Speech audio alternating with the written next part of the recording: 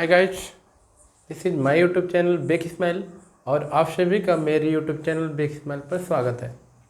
तो दोस्तों, आज हम लेकर आए हैं इंग्लिश का वीडियो जिसमें आप सभी को हम पढ़ाएंगे टेंस यानी कि काल, और काल का अर्थ होता है समय। जिस प्रकार से ये दुनिया समय के अनुसार बदल रही है उसी प्रकार से टेंस यानी काल या हमारे वक्तव्य भी समय के अनुसार बदलते हैं। जैसे जो घटना प्रेजेंट टाइप में घट रही होती है वो प्रेजेंट में होती है यानी वर्तमान में होती है। वही घटना हम दोबारा मिलते हैं तो पास्ट में चली जाती है यानी वही घटना भूत हो जाती है। फिर उस घटना के दौरान जो कुछ भी हम आगे की प्लानिंग करते हैं वो भविष्य यानी फ्यूचर में होती है। तो according to the time our sentences can be changed, यानी समय के अनुसार हमारे जो वाक्यांश हैं, सेंटेंसेज हैं, वाक्य हैं, वो बदलते जाते हैं या बदल दिए जाते हैं। तो we are change due to the time and sentence are change due to the time. Time के according everything can be change, सब कुछ बदलता है। तो इसी प्रकार से आज हम सबसे पहले बात करेंगे किस टेंस की। जैसे टेंस तो तीन ही होते हैं, वर्तमान, भूत और भविष्य, या ये कह लो प्रेजेंट टेंस, पास्ट टेंस और फ्यूचर टेंस। सबसे पहले हम बात करेंगे प्रेजेंट टेंस की। पहला टेंस होता है प्रेजेंट इंडेफिनिट टेंस यानी पूर्ण वर्तमान काल। तो ये होता क्या है वर्तमान काल? वर्तमान काल का मतलब ये हो गया कि वर्तमान पीरियड में कोई भी घटना जो भी घटित हो रही है उस सभी घटनाओं के घटित होने की प्रक्रिया को हम सेंटेंस स्वरूप देते हैं, तो उस सभी सेंटेंस वर्तमान काल में आते हैं। जैसे इसके हल करने के लिए सबसे पहले चीज़ हम जानेंगे इसका पहचान कैसे किया जा सकता है। तो दोस्तों, अगर इस टेंस यानी प्रेजेंट इंडेफिनिट टेंस की पहचान की बात करें यानी recognition of present indefinite tense, we are talking about recognition of present indefinite tense, then what will be answer in your mind that present tense को कैसे आखिर हम पहचाने। तो present tense को पहचानने के लिए सबसे पहले क्या होता है कि वर्तमान समय में कार्य का होना पाया जाता है। कोई भी कार्य होगा वो वर्तमान समय में ही होना उसका पाया जाएगा। पहली पहचान ये होती है। दूसरा पहचान ये होता है कि वाक्य के अंत में ता है, ते हैं, ती है, ते हूँ, ते हैं आदि वर्ड आते हैं, यानी ऐसे वर्ड आते हैं, तब हम ये समझ लेते हैं कि ये वर्तमान काल होता है।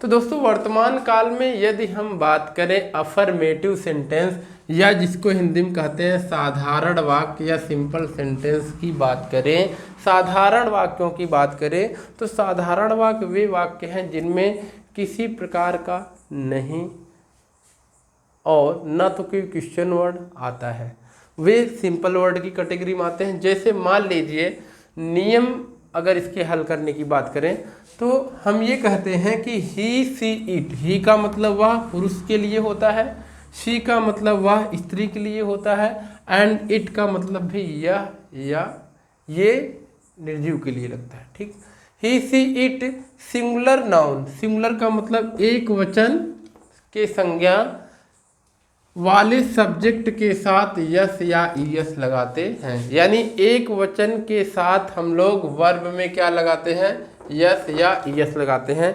यस लगेगा अथवा ईएस लगेगा। दूसरा रूल क्या होता है? दूसरा रूल है जिन क्रियाओं में अंतिम लेटर यानी किसी भी क्रिया को यदि जब हम सॉल्व करते हैं तो यदि उस क्रिया का अंतिम अक्षर ओ हो, क्या हो, ओ, या डबल एस हो, या सी एच हो, या एक्स हो, ओ हो, डबल एस हो, सी एच हो या एक्स हो, तो उसमें ईएस लगाते हैं। जैसे हमने कहा एक वचनकर्ता के साथ यस या ईएस लगाते हैं। तो सबसे पहले हमको ये जानना होगा आखिर कौन सी क्रिया के साथ हम यस लगाएंगे और कौन सी क्रिया के साथ ईएस लगाएंगे। तो दोस्तों, यस सभी एक वचन क्रियाओं के साथ लगाते हैं, लेकिन ईएस जिन क्रियाओं का अंतिम लेटर क्या हो, ओ हो, डबल एस हो, सी एच हो, एक्स हो, ऐसी क्रियाओं के अंत में हम एक वचनकर्ता के लिए ईएस लगाते हैं। अगले रूल की यदि हम बात करें तो अगला रूल ये कहता है कि आई का मतलब होता है मैं, वी हम, यू तुम, दे वे। I we you they plural number of subject, इसको हम किस कैटेगरी में रखते हैं? आई वी यू दे को हम प्लूरल नंबर ऑफ सब्जेक्ट यानी बहुवचनकर्ता की कैटेगरी में रखते हैं। तो बहुवचनकर्ता की कैटेगरी में रखने पर यानी बहुवचनकर्ता के साथ हम लोग क्या करते हैं? वर्ब में यस या ईएस नहीं लगाते हैं। क्या नहीं लगाते हैं दोस्तों? वर्ब में यस या ईएस नहीं लगाते हैं। जैसे इस टेंस के एग्जाम्पल की यदि हम बात करें, या ये कह लीजिए कि प्रेजेंट इंडेफिनिट अफर्मेटिव सेंटेंस की एग्जाम्पल की बात करें, जैसे पहला एग्जाम्पल लिखा गया है आपका कि पिताजी हमें पढ़ाते हैं। कौन पढ़ाते हैं? पिताजी। पिताजी को हम अंग्रेजी में क्या कहते हैं? सबसे पहले मैंने बताया था कि इससे सेंटेंसेस को हल करने के लिए हम लोग सबसे पहला जरूरी काम होता है रिकग्निशन यानी पहचान करना कि वर्ब क्या है, सब्जेक्ट क्या है और ऑब्जेक्ट क्या है। जैसे यहाँ पे देखिए सब्जेक्ट क्या है, यहाँ पे सब्जेक्ट वो होता है जो क्रिया को करता है। क्रिया, यहाँ पे क्रिया क्या होती है? किसी व्यक्ति के द्वारा जो किया जाए, anything any person do that is the verb. जो किया जाए किसी के व्यक्ति के द्वारा वो क्रिया होता है, और उस व्यक्ति के द्वारा किया जा रहा है तो जो व्यक्ति उस क्रिया को कर रहा है वो कर्ता होता है। यहाँ पे वो व्यक्ति क्या है? पिताजी हैं। पिताजी क्या कर रहे हैं? पढ़ा रहे हैं। तो उनका काम क्या हो गया? पढ़ाना। तो पढ़ाना यहाँ पे क्या हो गया? वर्ब यानी क्रिया हो गया। और पिताजी यानी डैड यहाँ पे क्या हो गया? सब्जेक्ट हो गया। तो सबसे पहले ऐसे इसको हल करने के लिए हम सबसे पहले क्या लगाते हैं? सब्जेक्ट लगाते हैं। क्या लगाते हैं दोस्तों? सब्जेक्ट। तो पिताजी की अंग्रेजी को लिखेंगे सबसे पहले, चाहे फादर लगा लो चाहे डैड लगा लो। तो हम पुट करते हैं यहाँ पे डैड। क्या पुट करते हैं? Dad, DAD, dad. अब हम लोग क्या लगाते हैं? वर्ब की फर्स्ट फॉर्म लगाते हैं। क्या लगाते हैं? वर्ब की फर्स्ट फॉर्म, और अकॉर्डिंग टू द सब्जेक्ट उसमें यस या ईएस जोड़ते हैं। तो यहाँ पे वर्ब की फर्स्ट फॉर्म लगाते हैं। तो पढ़ना की अंग्रेजी होता है दोस्तों, पढ़ाना की अंग्रेजी, पढ़ाना की अंग्रेजी होता है टीच। क्या होता है? Teach, TEACH। टीच मीन्स होता है पढ़ाना। तो यहाँ पे पिताजी हो गए डैड, डैड। तो पढ़ाना की अंग्रेजी होता है टीच, डैड टीच, TEACH। अब मैंने बताया था दोस्तों कि जिन क्रियाओं के अंत में यदि वो सब्जेक्ट एक वचन का है और उन क्रिया के अंत में लास्ट में क्या आए? CH आए। तो यहाँ पे देखिए CH है, तो वहाँ पे हम लोग क्या लगाते हैं? ES लगाते हैं। क्या लगाते हैं? ES।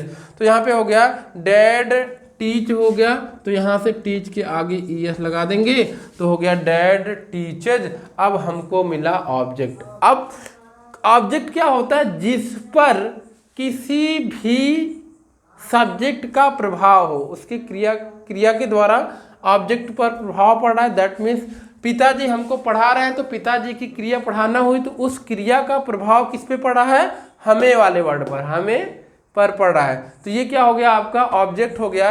या ये कह लो पिताजी हमें पढ़ाते हैं, डैड टीचर्स अस। अस का मतलब होता है दोस्तों हमें। तो डैड टीचर्स अस, पिताजी हमें पढ़ाते हैं।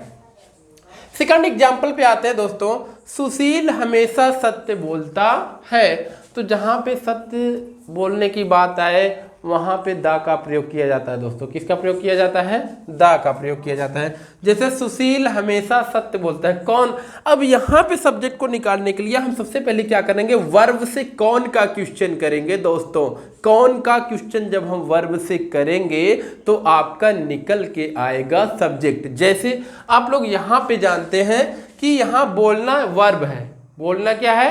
वर्ब है। हमने कहा कौन सत्य बोलता है, तो उत्तर में आया सुशील। तो सुशील क्या हो गया? आपका सब्जेक्ट हो गया। क्या हो गया?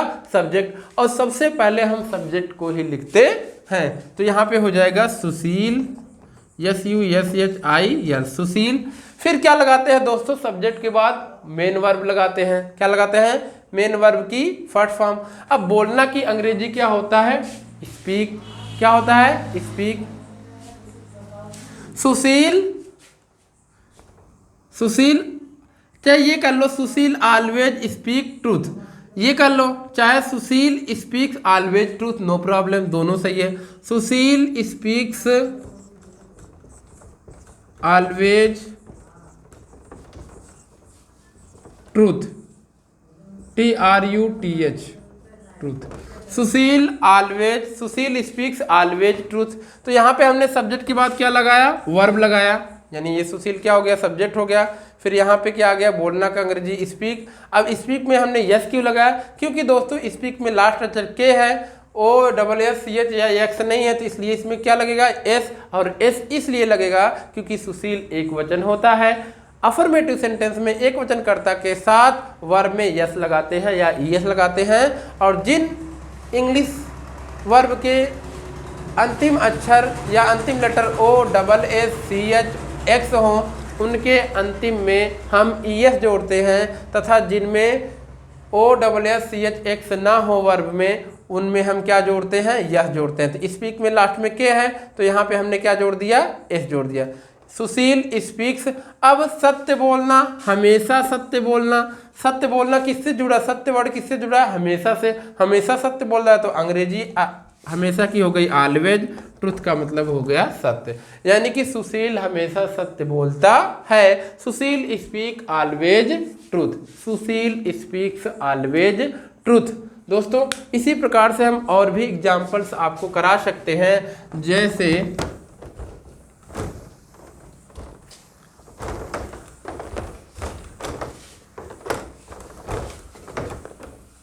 इसको पूरा मिटाते हैं,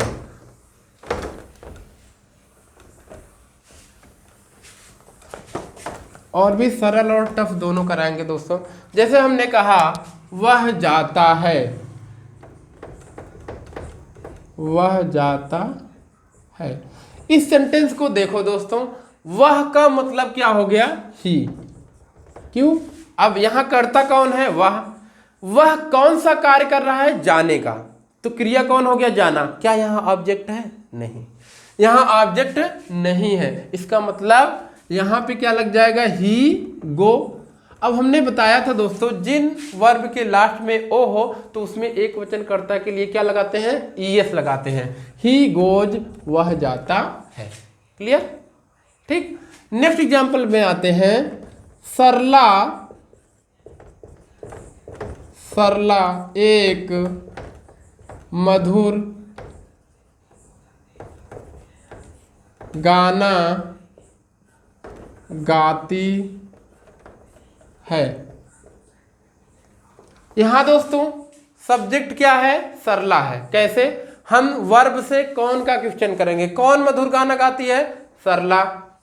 सरला के द्वारा किया गया कार्य ही क्या होता है, वर्ब होता है। क्या होता है, वर्ब यानी क्रिया।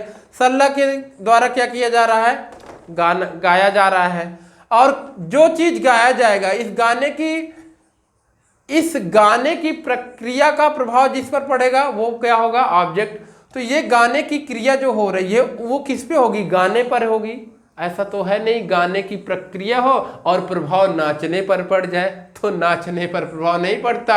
गाना यदि कोई व्यक्ति गाता है तो गाने की प्रक्रिया का प्रभाव गाने यानी संगीत या गीत पर ही पड़ता है। तो वो गीत जिस पर प्रभाव पड़ेगा वो पड़ जाएगा, वो हो जाएगा ऑब्जेक्ट। तो इसका अगर हम हल करें इस सेंटेंस को, तो दोस्तों क्या होगा, सरला एक मधुर गाना गाती है। कौन मधुर गाना गाती है, सरला। तो सरला क्या हो गया दोस्तों, सब्जेक्ट। तो सब्जेक्ट को हल करने के लिए सबसे पहले हम सब्जेक्ट को ही लगा देते हैं। तो सरला, SARALA, सरला। सरला, फिर हम क्या लगाते हैं, वर्ब लगाते हैं। क्या लगाते हैं, वर्ब। वर्ब का मतलब क्या होता है, सिंग। सिंग माने गाना होता है। सरला सिंग, SING, सिंग। अब यहाँ पे मैटर ये करता है एस लगाएं या ES लगाएं। तो दोस्तों सिंग वर्ब के लास्ट में ना तो ओ है, ना तो CH है, ना तो X है, ना तो क्या है, OXCH या आदि वर्ड नहीं है। तो यहाँ पे क्या लगाएंगे, सरला सिंग्स। क्या लगा देंगे, क्योंकि एक वचन के साथ यस लगा देते हैं। सरला सिंग्स क्या गाती है, एक मधुर गाना। एक के लिए क्या लगता है, अ मीन्स एक या कोई। तो ए लग गया, सरला सिंग्स कौन सी गाना गाती है, गाना का अंग्रेजी होता है सॉन्ग। तुम लोग ढूंढते हो ना मोबाइल पे सॉन्ग, सॉन्ग मीन्स गाना होता है। तो गाना हो गया। लेकिन मधुर की अंग्रेजी क्या होगी? तो मधुर की अंग्रेजी जो दोस्तों मीठे की होती है वही मधुर की होती है। तो यहाँ पे हो जाएगा Sarla sings a sweet song. Sarla एक मधुर गाना गाती है। Sarla sings a sweet song. Second example पर आते हैं दोस्तों, या थर्ड एग्जाम्पल पर आते हैं। तो हमने कहा कि वह लड़का दरवाजा खटखटाता है। हमने क्या कहा? वह लड़का दरवाजा खटखटाता है। खटखटाता है। वह लड़का दरवाजा खटखटाता है। खटखटाने का मतलब जैसे ऐसे करना, ऐसे ऐसे दरवाजे को खटखटा रहा है, बाहर से कोई सोया है, अब वो उठा तो वो कह रहा है कि अब हम ऐसे सेंटेंस को हल कर देंगे। तो ऐसे सेंटेंस को हल करने के लिए सबसे पहले हमें किसकी पहचान करनी होगी? सब्जेक्ट की। तो सब्जेक्ट वही होता है जो क्रिया को करता है दोस्तों। क्रिया को कौन कर रहा है? वह कर रहा है। वह ही नहीं कर रहा है, वह लड़का कर रहा है। तो यहाँ पे सब्जेक्ट हो जाएगा वह लड़का। क्या हो जाएगा? वह लड़का। Always we put subject first. तो हम सबसे पहले क्या रखते हैं? सब्जेक्ट को रखते हैं। तो वह लड़के की अंग्रेजी जैसे दोस्तों वह लड़का, यह लड़का, यह लड़का, वह लड़का। इससे क्या आपको समझ में आता है? जो लड़का दूर होगा उसके लिए वह लड़का, जो लड़का नजदीक होगा उसके लिए यह लड़का। तो वह लड़का, यह लड़का में बहुत अंतर है। तो वह लड़का की अंग्रेजी होती है दैट बॉय। क्या होती है? That boy. तो यहाँ पे हो जाएगा आपका दैट बॉय। दैट बॉय वह लड़का। क्या हो गया? दैट बॉय वह लड़का क्या करता है? दरवाजा खटखटाता है। दरवाजा खटखटाता है। तो यहाँ पे दरवाजा खटखटाना का अंग्रेजी होता है नॉक। KNOC के नॉक मीन्स खटखटाना। तो यहाँ पे वर्ब की फर्स्ट फॉर्म लगती है। तो दैट बॉय नॉक, KNOC के नॉक। अब देखो वह लड़का एक वचन है। क्या है? एक वचन है। तो एक वचन कर्ता के लिए हम लास्ट में क्या लगाते हैं? यस या ईएस लगाते हैं। तो इसमें क्या लगेगा दोस्तों? एस। That boy knocks. क्या? नॉक्स। क्या खटखटाता है? फिर दरवाजा। खटखटाने का प्रभाव किस पे पड़ेगा? भाई उसको मारोगे, खटखट करोगे तो चोट किसे लगेगी? दरवाजे को। तो दरवाजा क्या हो जाएगा? ऑब्जेक्ट। क्या होगा? ऑब्जेक्ट। ये कह लो कि क्रिया का प्रभाव जिस पर हम करेंगे उस पर कोई रिएक्शन नहीं होगा। वो खटखटाएगा जरूर लेकिन वो बोलेगा नहीं कि मुझे मत मारो। तो क्या हो जाएगा कि दैट बॉय नॉक्स क्या? The door.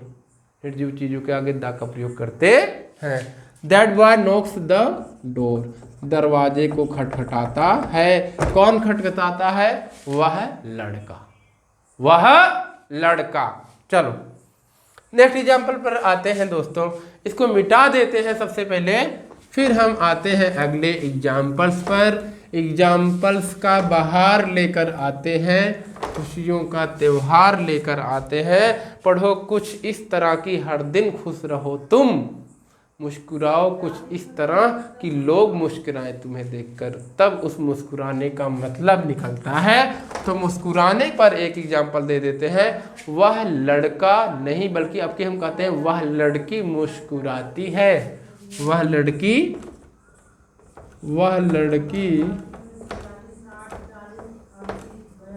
मुस्कुराती है।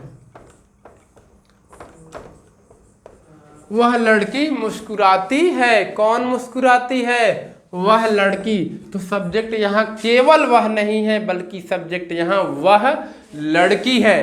कौन है सब्जेक्ट? वह लड़की है। बात समझ में आई तुमको? वह लड़की सब्जेक्ट है। वह लड़की क्या करती है? मुस्कुराती है। लेकिन यहाँ पर उसके मुस्कुराने का प्रभाव नहीं है। क्यों? क्योंकि दिया ही गई नहीं गया, पता चला बेचारी अकेले मुस्कुरा रही है, तो उसका प्रभाव किसी पड़ेगा? नहीं पड़ेगा। तो यहाँ पे वह लड़की मुस्कुराती है तो क्या हो जाएगा? That girl. मैंने क्या बताया था? वह लड़की के लिए क्या हो जाएगा? That girl. मुस्कुराना का अंग्रेजी होता है स्माइल। क्या होता है? Smile, smiles, SMILES, smile. That girl smiles, वह लड़की मुस्कुराती है। या जब भी एस जुड़ेगा तो यहाँ से ई हट जाएगा, तो दैट गर्ल स्माइल्स हो जाएगा। ठीक है, वह लड़की मुस्कुराती है। ठीक, फिर आगे आते हैं, वह आदमी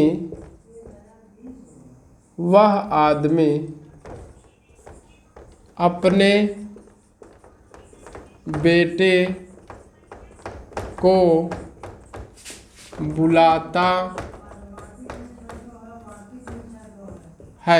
वह लड़की अपने वह आदमी अपने बेटे को बुलाता है। तो कौन बुलाता है? वह आदमी। फिर आ गया वह आदमी। आदमी का अंग्रेजी क्या होगा दोस्तों? क्योंकि पुरुष है तो दैट मैन हो जाएगा। क्या हो जाएगा? That man. दैट मैन हो गया। यहाँ पे क्या हो गया? That man. अब देखो यहाँ पे वर्ब क्या होता है। यहाँ पे वर्ब है बुलाना, call. That man calls. Call means क्या होता है? बुलाना, कॉल्स। क्या हो जाएगा? That man calls. किसको बुलाता है? अपने बेटे को। इसकी अंग्रेजी हो जाएगी टू हिज सन। बता दें क्यों टू हिज सन होगा? To his son, to his son. अब देखो दैट मैन कॉल्स, वह आदमी बुलाता है। किसे बुलाता है? To his sun. हिज मतलब उसके, अपने। सन मीन्स बेटे को, SON। सन मीन्स बेटा। टू को मतलब टू हिज सन, अपने बेटे को बुलाता है। कौन? दैट मैन, वह आदमी। ठीक है, अगला आते हैं, मेरी माँ मुझे एक गिलास पानी देती है। कौन एक गिलास पानी देती है? मेरी माँ। तो मेरी माँ का इंग्लिश क्या होगा? My mother. सब्जेक्ट यहाँ पे है माई मदर, या मोम भी लिख सकते हो, नो प्रॉब्लम। My mother. अब क्या लगाओगे? वर्ब। वर्ब क्या है? देना। वर्ब क्या है? देना। माई मदर, देना की अंग्रेजी क्या होता है? गिव। GIVE, give. GIVES। तो यहाँ पे गिव होता है, gives. My mother gives, yes लगा देंगे। माई मदर गिव्स, क्या? मेरी माँ। माई मदर, मेरी माँ, गिव्स देती है। क्या देती है? मुझे एक गिलास पानी, a glass of water to me, ये भी लग सकते हो। या gives, my mother gives me, क्या? एक गिलास पानी, a glass of water, a glass of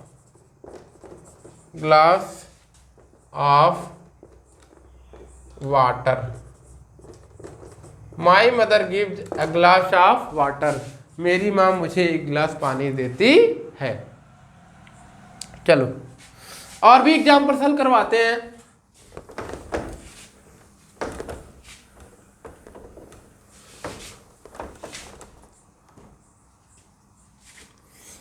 तुम बाजार से घर वापस लौटते हो। तुम बाजार से घर वापस लौटते हो। कौन घर वापस लौटता है बाजार से? तुम। सब्जेक्ट क्या हो गया? तुम का अंग्रेजी यू। यहां पे क्या आ गया? प्लूरल नंबर ऑफ सब्जेक्ट हो गया। तो यहां पे क्या होगा? यस या यस नहीं लगेगा। तुम बाजार से घर वापस लौटते हो। कौन लौटता है? तुम। इसके बाद लौटने की अंग्रेजी लगाओगे। क्या लगाओगे? लौटने की अंग्रेजी। तुम बाजार से घर वापस लौटते हो।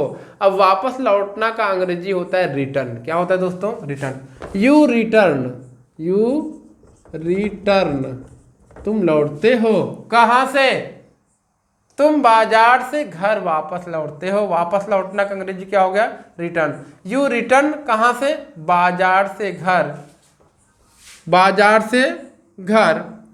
फ्रॉम मार्केट टू होम, मतलब बाजार से घर, या ये कह लो फ्रॉम, या you return market to home, या यू रिटर्न फ्रॉम, फ्रॉम इससे from market, market MARKET, market, market से घर। टू का अंग्रेजी भी शो होता है, फ्रॉम का अंग्रेजी शो।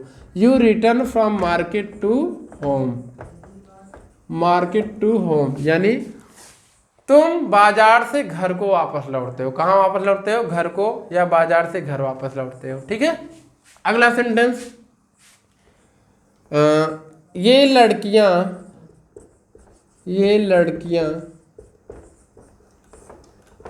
आपस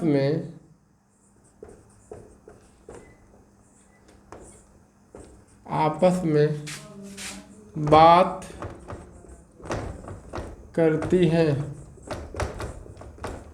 अब देखो इसका एग्जाम्पल क्या हो गया? ये लड़कियां आपस में बात करती हैं। कौन करती हैं बात? ये लड़कियां। तो ये लड़कियां की अंग्रेजी हो गया दोस्तों दीज गर्ल्स। क्या हो जाएगा? दीज गर्ल्स, ये लड़कियां। फिर क्या होगा? बात करना की अंग्रेजी होता है टॉक। टॉक मीन्स बात करना। दीज गर्ल्स टॉक, टॉक कैसे? आपस में, टॉक टू ईच अदर, एक दूसरे से, आपस में।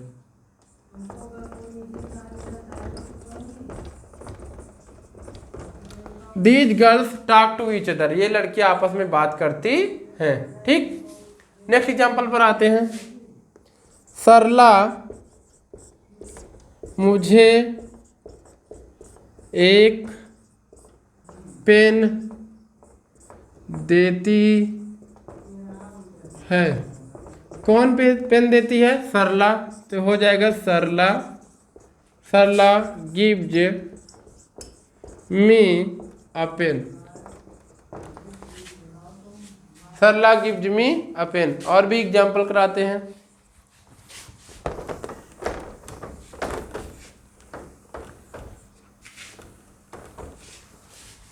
वह बंदर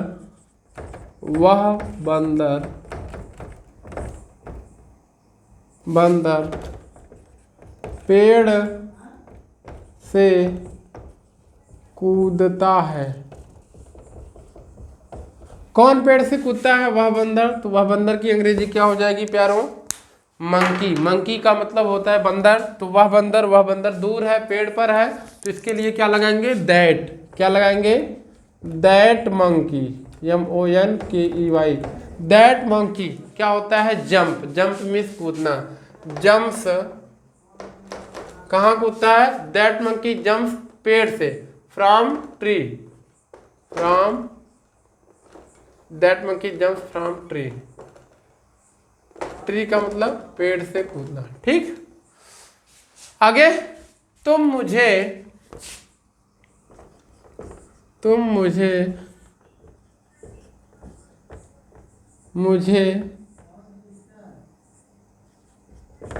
एक किताब देते हो। कौन एक किताब देता है? तुम, यू गिव्स। अब इसमें क्या लगेगा? यस या यस नहीं लगेगा। You give me a book, तुम मुझे एक किताब देते हो। You give me a book.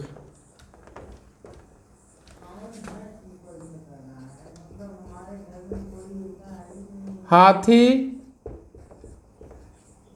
जंगल में रहता है। कौन जंगल में रहता है? हाथी।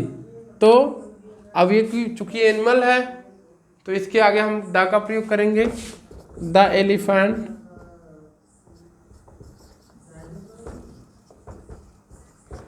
Elephant lives in the forest. तो होप यू गाइज आपको प्रेजेंट इंडेफिनिट टेंस का अफर्मेटिव सेंटेंस या ये कह लें साधारण वाक्य आपको समझ में आया होगा। यदि आपको ये वीडियो बेहतर समझ में आता है या नहीं भी आता है तब भी आप इसको शेयर करें, सब्सक्राइब करें, लाइक करें, कमेंट्स करें and you have to comments, you have to share and you have to like and you have to subscribe this video for your progress and my progress, for India progress. If you read then it is. Thank you and have a nice day.